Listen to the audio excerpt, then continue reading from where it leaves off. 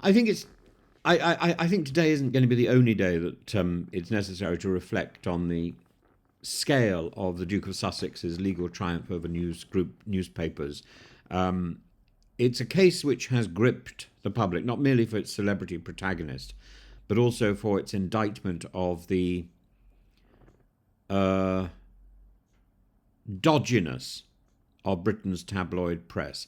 This monumental victory goes beyond Prince Harry. It forces us to confront the uncomfortable truths about the absence of media ethics, accountability, as well as the fragility of privacy in the face of the unchecked power of the rich and the powerful.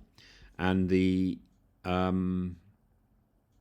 it's at the heart of the case lies a history of egregious invasions into the Duke's personal life, alongside revelations of the systematic malpractice of NGN, of the NGN empire, news group, newspapers, the phone hacking, the surveillance, the misuse of private information, acts committed over 15 years, but probably much longer, were not rogue actions, but the calculated strategies of a corporate machine driven by profit and disregard for legality, for morality, for ethical practice. And NGN's admission of unlawful actions at the Sun marks an historic moment. For years, Rupert Murdoch's media empire maintained the narrative that only the now defunct News of the World was actually culpable. That's not true. The settlement shatters that illusion, implicating senior executives, including Rebecca Brooks, who once claimed her editorial ship was clean. Now we know otherwise.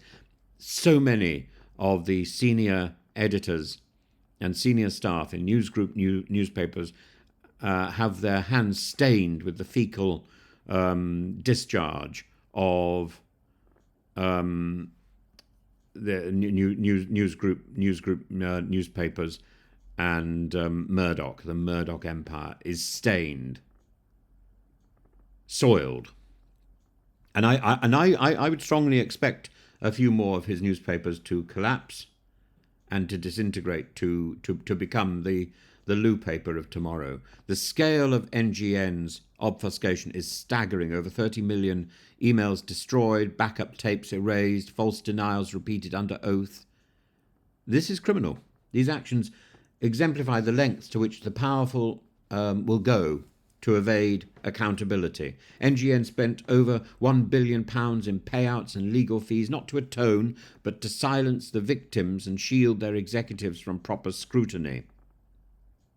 And this is more than a legal battle. This was a war of attrition, and the settlement, reportedly exceeding £10 million, represents a moral victory for not only Prince Harry, but for all those who have been invaded, whose privacy has been broken by this scurrilous, nasty organisation run by monsters. It also underscores, incidentally, the limitations of civil justice, the limitations of justice in Britain, where settlements often serve as a price of silence rather than a platform for truth.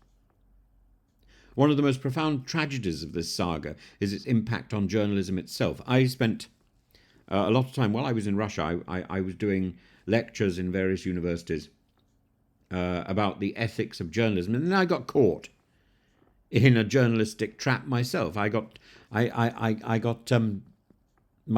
voice. I was an early victim of AI interference, and the BBC covered it in a quite interesting report. But I was horrified. That's there. This is here. And by failing to separate the actions of bad actors from the nobler pursuits of investigative journalism, NGN has cast a long shadow over the profession in the UK. Journalism, a pillar of democracy, thrives on public trust, and yet this case reaffirms that trust once broken is painfully difficult to restore. Prince Harry articulated this dichotomy very well, contrasting the heroism of war correspondence with the scandal-mongering of tabloid journalisms, and the filth of the methods that they go to get their story. His victory challenges us to reassess the boundaries between public interest and salacious profiteering. The Duke's legal counsel has declared today.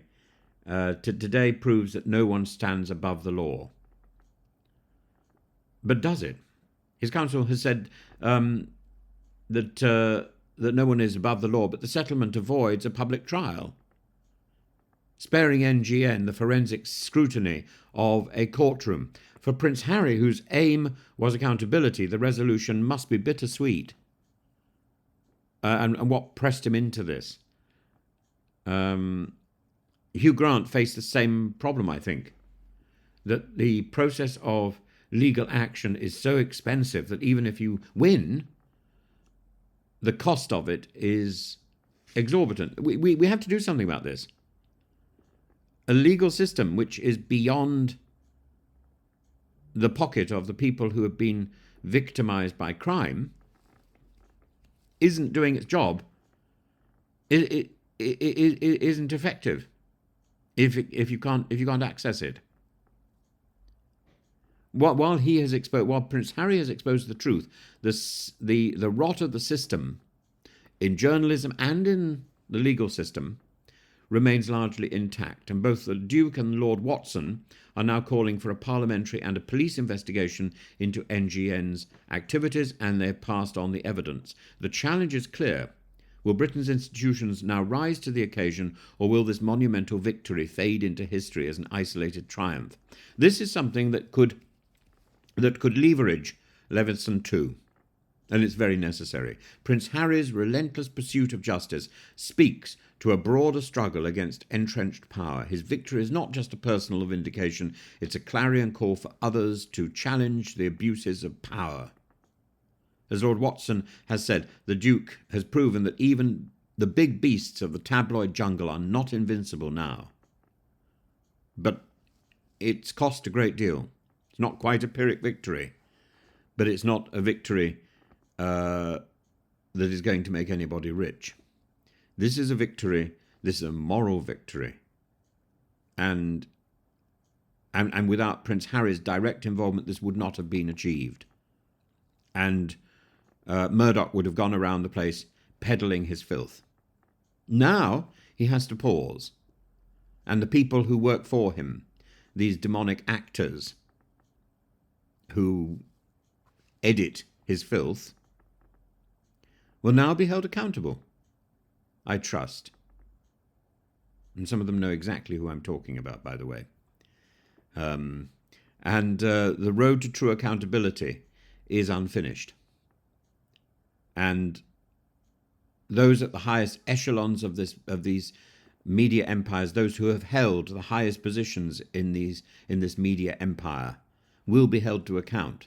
The scars left by decades of intrusion will linger, but the people responsible for inflicting those scars will now be called out.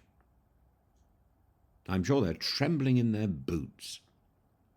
The case, with its high stakes and higher principles, serves as a reminder that privacy, dignity, and accountability are not luxuries but rights. And Prince Harry's victory over NGN is a testimony to his resilience in the face of relentless adversity. Yet it's also a challenge to all of us to demand more from our media, from our institutions, from ourselves. If there's a lesson to take away today, it's this: justice, while it is elusive, is still worth the fight.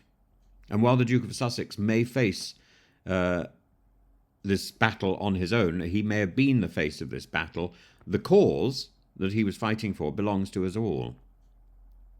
This is about accountability and about reform, and reform is going to take some time to sort out.